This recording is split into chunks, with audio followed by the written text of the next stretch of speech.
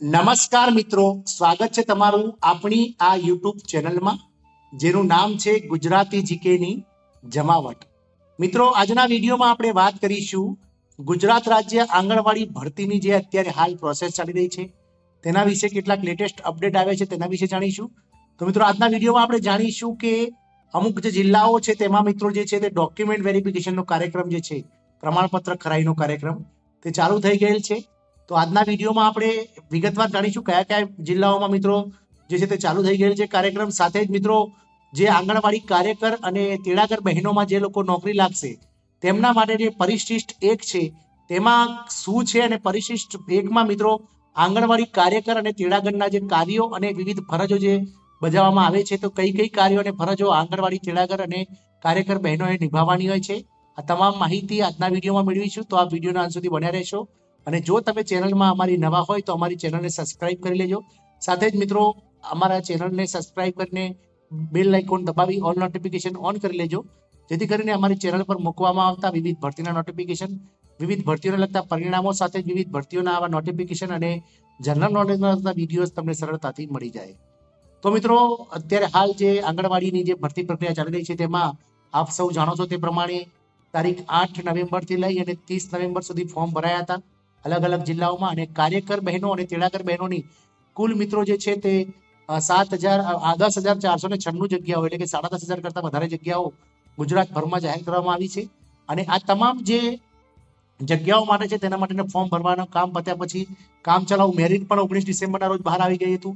અને મિત્રો કામચલાઉ મેરિટ 19 ડિસેમ્બરના રોજ બહાર આવ્યા બાદ જે ફાઇનલ મેરિટ છે મિત્રો, અપીલ જે છે તે અપીલ પણ મિત્રો જે બહેનોને વિરોધ હતો, વાંધો હતો, તેમણે વાંધા અરજી પણ કરી હતી મિત્રો 20 ડિસેમ્બરથી લઈને 30 ડિસેમ્બર સુધી. ત્યારબાદ મિત્રો જે છે તે અપીલ નિકાલનો જે જિલ્લા ગ્રામ કક્ષાએ એટલે કે ગામડાઓમાં જે જિલ્લા કક્ષાએ અને નગરપાલિકા અને મહાનગરપાલિકાઓમાં જે અલગ અલગ કમિટીઓ બની હતી, અપીલ કમિટીઓ, તેમણે અપીલો સાંભળી છે. અને અપીલ નિવારણનો જે કાર્યક્રમ છે મિત્રો વાંધા અરજી નિકાલનો, તે મિત્રો 1 જાન્યુઆરીથી 9 જાન્યુઆરી સુધી ચાલ્યો હતો, જે પણ હવે પતી ગયો છે મિત્રો. અને અત્યારે હાલ 9 જાન્યુઆરીના રોજ મિત્રો જે છે તે ફાઇનલ મેરિટ અમુક જિલ્લાઓના અને અમુક ગામોના આવવાનું શરૂ થઈ ગયું છે. જે ગામડાઓમાં મિત્રો ફાઇનલ મેરિટ આવવાનું શરૂ થઈ ગયું છે ત્યાં ડોક્યુમેન્ટ વેરિફિકેશન પણ ગઈકાલે એટલે કે 11 જાન્યુઆરીથી ચાલુ થઈ ગયું છે મિત્રો. આપણી ચેનલ પર જોડાયેલા કેટલાક મિત્રો સાથે વાત કરવાથી મહીસાગર જિલ્લો તેમજ બનાસકાંઠા જિલ્લો અને સુરત જિલ્લામાં એવા 3-4 જિલ્લાઓના મેસેજ મળ્યા છે કે જ્યાં ડોક્યુમેન્ટ વેરિફિકેશનના કાર્યક્રમ ચાલુ થઈ ગયા છે. એટલે મિત્રો હાલ જે ગ્રીવેન્સ સ્ટેટસ છે તે પણ મિત્રો ઘણા બધા જિલ્લાઓના પેન્ડિંગ બતાવી રહ્યા છે. જેમ જેમ મિત્રો અપીલ નિકાલ થશે અને અપીલના સ્ટેટસ દેખાશે તેમ તેમ મિત્રો દરેક જિલ્લાઓના ફાઇનલ મેરિટ જે છે તે બહાર આવવાનું ચાલુ થઈ જશે. અને જે જિલ્લાઓમાં કોઈ પણ અપીલ થયેલ નથી તેવા ગામડાઓમાં હાલ મિત્રો જે છે તે ડોક્યુમેન્ટ વેરિફિકેશન કાર્યક્રમ ચાલુ થઈ ગયેલ છે મિત્રો.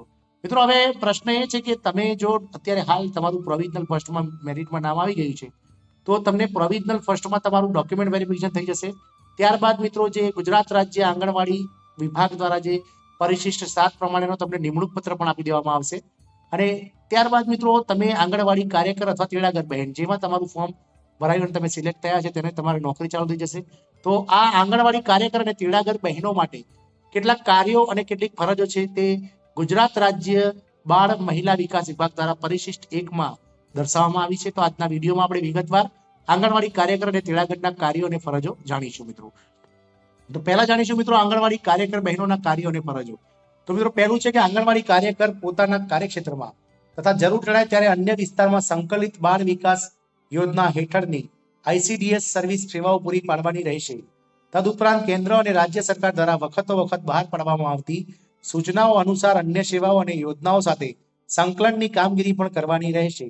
આંગણવાડી કાર્યકરના કાર્યો અને ફરજોમાં નીચેની બાબતોનો સમાવેશ થાય છે.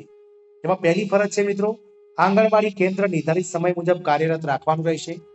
બીજી ફરજમાં મિત્રો આંગણવાડી કાર્યકરે સૂચના મુજબ પોતાના કાર્યક્ષેત્રનો સર્વે કરવાનો રહેશે અને નવી બાબતોની નોંધ લઈ તે મુજબ રેકોર્ડ નિયમિતપણે અદ્યતન કરવાનું રહેશે.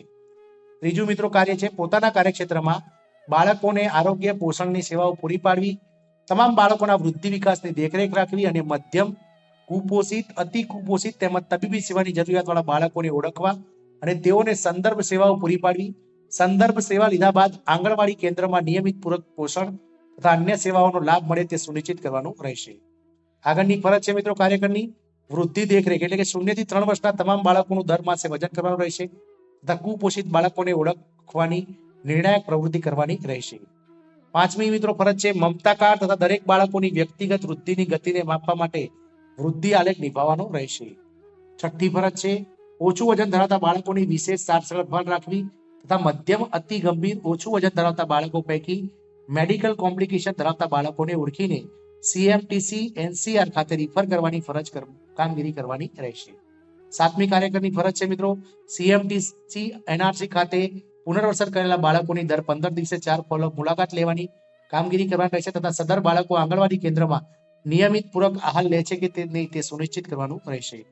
આઠમી ફરજ છે મિત્રો ANM એટલે કે આશા વર્કર કાર્યકરની સહાયથી રસીકરણ, પ્રસૂતિ પૂર્વ અને પ્રસૂતિ પશ્ચાત તપાસ, ANC અને PNC, પૂરક સૂક્ષ્મ પોષક તત્વો, ડીવોર્મિંગ, સંદર્ભ સેવાઓ વગેરે સેવાઓ પૂરી પાડવાની રહેશે તેમજ આરોગ્ય, પોષણ, સ્વચ્છતા, શિક્ષણ વિષયક માસિક પ્રવૃત્તિ હાથ ધરવાની રહેશે. નવમી ફરજ છે મિત્રો ગ્રામ સંજીવની સમિતિની ગ્રામ્ય કક્ષાએ બેઠકમાં હાજરી આપવાની રહેશે. 10મી ફરજ છે મિત્રો કાર્યકરની આંગણવાડીના લાભાર્થીઓની આગલા 3 દિવસની સરેરાશ હાજરીના આધારે તેડાગરને દૈનિક રાશન કાઢી આપવાનું રહેશે.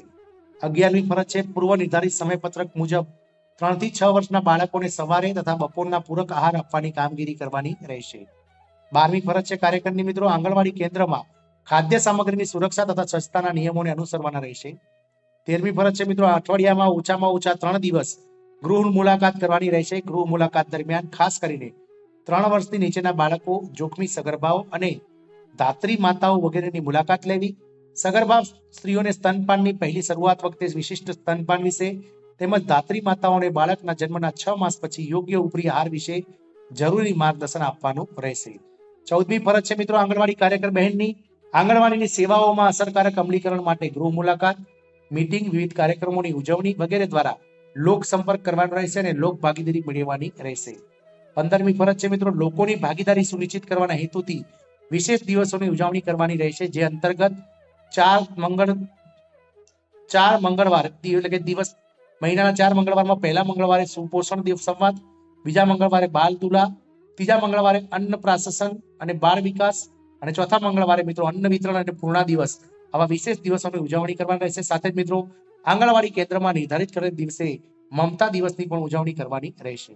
16મી ફરજ છે મિત્રો દરેક બાળકના પ્રારંભિક વિકાસના સીમાચિહ્નોનું નિરીક્ષણ કરવા માટે પ્રારંભિક વિકાસ પર ગૃહ મુલાકાત દરમિયાન માર્ગદર્શન આપવાનું રહેશે. 17મી ફરજ છે મિત્રો આંગણવાડી કાર્યકર બહેનની કે વિકલાંગ બાળકો અથવા વિલંબિત વિકાસવાળા બાળકોની ઓળખ કરવી તથા તેઓને આરોગ્ય સ્ક્રીનિંગ માટે રિફર કરવાની સેવાઓ તાત્કાલિક પૂરી પાડવાની રહેશે. 18મી ફરજ છે મિત્રો 3 થી 6 વર્ષના બાળકોને પ્રી સ્કૂલ સમયપત્રક અનુસાર પ્રી સ્કૂલ કિટનો ઉપયોગ કરીને પૂર્વ પ્રાથમિક શિક્ષણની પ્રવૃત્તિ કરવાની રહેશે. આંગણવાડી કેન્દ્રમાં બાળકોને આનંદદાયક શૈક્ષણિક વાતાવરણ પૂરું પાડીને તેઓના વિકાસનું મારી વિકાસ યાત્રા પુસ્તિકામાં મૂલ્યાંકન કરવાનું રહેશે. 19મી ફરજ છે મિત્રો પ્રાથમિક શાળામાં પ્રવેશ પામનાર આંગણવાડીના બાળકોને બાળ વિકાસ યોજના અધિકારી દ્વારા ઇસ્યુ થયેલ પૂર્વ પ્રાથમિક શિક્ષણનું પ્રમાણપત્ર આપવાનું રહેશે. 20મી ફરજ છે મિત્રો પોતાની આંગણવાડીના કાર્યક્ષેત્રમાં કુપોષણ તથા આરોગ્યની સ્થિતિ સુધારવા માટે સંબંધિત અન્ય વિભાગ જેવા કે આરોગ્ય, પંચાયત, શિક્ષણ, પાણી પુરવઠા અને સાથે સંકલન કરવાનું રહેશે. 21મી ફરજ છે આંગણવાડી પ્રોત્સાહન સમિતિની નિયમિત બેઠક બોલાવવાની રહેશે. 22મી ફરજ છે મિત્રો સરકારશ્રી દ્વારા પૂરી પાડવામાં આવતી તેમજ લોક ભાગીદારીથી મેળવેલ સાધન સામગ્રીની જાળવણી તેમજ યોગ્ય નિયમન કરવાનું રહેશે. 23મી ફરજ છે મિત્રો ICDS પ્લેટફોર્મ દ્વારા પૂરી પડાતી સેવાઓ જેવા કે શાક Purna, PMVVY, wifi, RBSK, CRE creche, દૂધ સંજીવની યોજના, પોષણ સુધા વગેરે યોજનાનું અમલીકરણ સંકલન કરવાનું રહેશે. 24મી ફરજ છે આંગણવાડી કેન્દ્રના બાળકોની આધાર નોંધણી કરવાની રહેશે તથા અન્ય લાભાર્થીઓના આધાર કાર્ડ નંબરની સંબંધિત રજીસ્ટર તથા ઓનલાઈન વિવિધ પોર્ટલ પર નોંધણી કરાવવાની રહેશે. 25મી ફરજ છે મિત્રો સેવાઓને લગતા તમામ અહેવાલ, રજીસ્ટર, દસ્તાવેજો નિભાવવાના તથા નિયત સમય સુધી સાચવવાના રહેશે. ખાદ્ય સામગ્રીની વિગતો, લાભાર્થીઓની વિગતો, માતા મૃત્યુ, બાળ મૃત્યુ, બાળ જન્મ, જન્મ મરણની નોંધ વગેરે કામગીરી દર માસે કરવાની રહેશે. નિયત થયા મુજબ માસિક વાર્ષિક અહેવાલ ભરવાના રહેશે મિત્રો. 26મી ફરજ છે મિત્રો આંગણવાડી કાર્યકર તરીકે પસંદ થયેલી નિયત તાલીમો ફરજિયાત પૂર્ણ કરવાની રહેશે. 27મી ફરજ છે મિત્રો મુખ્ય બાળ સેવિકા, બાળ વિકાસ વિભાગ યોજના અધિકારી, યોજના પ્રોગ્રામ અધિકારી, પ્રાદેશિક નાયબ નિયામક અને સંકલિત બાળ વિકાસ યોજનાની રાજ્ય કચેરી દ્વારા સોંપવામાં આવતી યોજનાઓને લગતી તમામ કામગીરી કરવાની રહેશે. અને 28મી ફરજ છે મિત્રો સરકાર શ્રી કક્ષાએથી આ કાર્યો અને ફરજોમાં જરૂર જણાય ત્યારે ફેરફાર કરવામાં આવશે.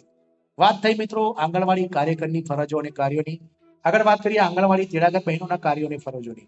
તો આંગણવાડી તેડાગર કાર્યોને ફરજોમાં મિત્રો પહેલી ફરજ છે આંગણવાડી તેડાગર બહેનની કે આંગણવાડી કેન્દ્રના સમય કરતા અડધો કલાક વહેલા આવી આંગણવાડી કેન્દ્રની સાફ સફાઈ કરવાની રહેશે.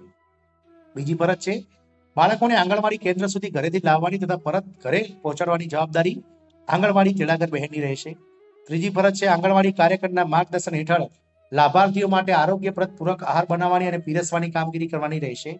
ચોથી ફરજ છે મિત્રો આંગણવાડી કેન્દ્રમાં સ્વચ્છ અને સુઘડ વાતાવરણ રાખવાની કામગીરી જેવી કે બાળકોની અંગત સ્વચ્છતા, ખાદ્ય સામગ્રીની જાળવણી તથા સ્વચ્છતા, રસોઈ બનાવવા અને પીરસવાના વાસણોની સ્વચ્છતા, આંગણવાડીની અંદરની અને બહારની સ્વચ્છતા તેમજ અન્ય સાધન સામગ્રીની સ્વચ્છતા અંગેની કામગીરી કરવાની રહેશે. મિત્રો પાંચમી તેડાગર બહેનની ફરજ છે લોક સંપર્ક અને લોક ભાગીદારીની કામગીરીમાં આંગણવાડી કાર્યકર બહેનને મદદરૂપ થવાનું રહેશે. છઠ્ઠી ફરજ છે આંગણવાડીની સેવાઓ અન્વયે સંદેશાવાહકની ભૂમિકા ભજવવાની રહેશે. સાતમી ફરજ છે આંગણવાડી તેડાગર તરીકે પસંદ થઈ નિયત તાલીમો છે તે ફરજિયાત પૂર્ણ કરવાની રહેશે. આઠમી ફરજ છે મિત્રો મુખ્ય સેવિકા બાળ વિકાસ યોજના અધિકારી શ્રી એટલે કે ICDS ઓફિસર, પ્રોગ્રામ ઓફિસર, પ્રાદેશિક નાયબ નિયામક શ્રી અને સંકલિત બાળ વિભાગની યોજનાની રાજ્ય કચેરી દ્વારા સોંપવામાં આવતી યોજનાને લગતી તમામ કામગીરી કરવાની રહેશે અને સરકારશ્રી દ્વારા આ કાર્ય ફરજોમાં જરૂર જણાય ત્યારે ફેરફાર કરવામાં આવશે. તો મિત્રો આ રીતે જે છે તે આંગણવાડી કાર્યકર અને બહેનોની જે ફરજો છે તેના વિશે આજના વિડીયોમાં આપણે વિગતવાર જાણી. મિત્રો આગળના વિડીયોમાં આપણે પરિશિષ્ટ 2 વિશે જાણીશું, જેમાં અલગ અલગ મિત્રો જે આંગણવાડી કાર્યકર્તા અને તેડાગર બહેનો છે તેમાં તેમના સામે જે દંડનીય કાર્યવાહીઓ છે તેના વિશે વિગતવાર જાણીશું. આશા રાખીશું કે જે આંગણવાડી કાર્યકર તરીકે તેડાગર બહેનોને જે નોકરી મળશે તેમના માટે આ વિડીયો આશાસ્પદ હશે તેવી આશા સાથે જય હિન્દ અસ્તુ.